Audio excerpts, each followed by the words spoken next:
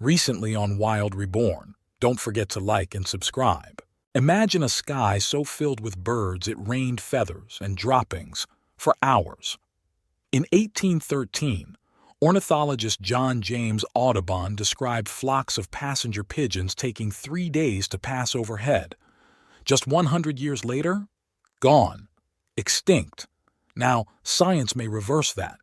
Passenger pigeon de-extinction isn't just possible, it's underway.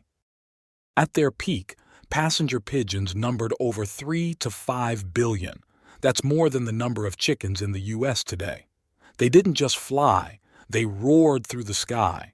Witnesses reported the sound was like thunder. Their massive flocks broke tree limbs, reshaped forest growth, and spread nutrients vital to hardwood forests like oak and beech. So what happened?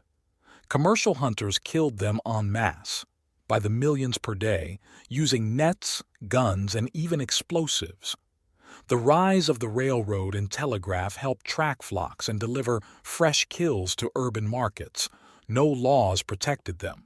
And when their numbers dropped, they couldn't recover. They were a colonial nestor, relying on massive groups to breed. De-extinction uses synthetic biology to bring back traits of extinct species, not through cloning but through gene editing. Passenger pigeon DNA is extracted from well-preserved museum specimens, like those at Harvard and the Smithsonian.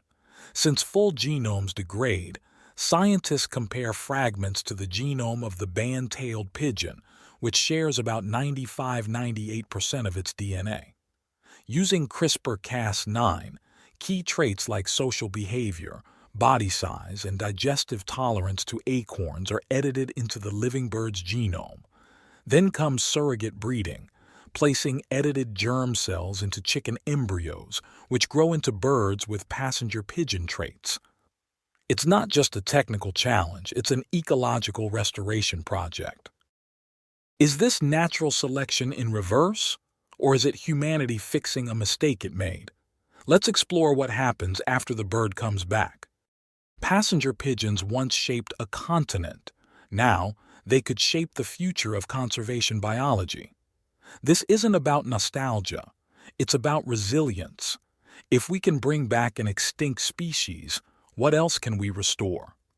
Subscribe for more on de-extinction, prehistoric creatures, and cutting-edge science.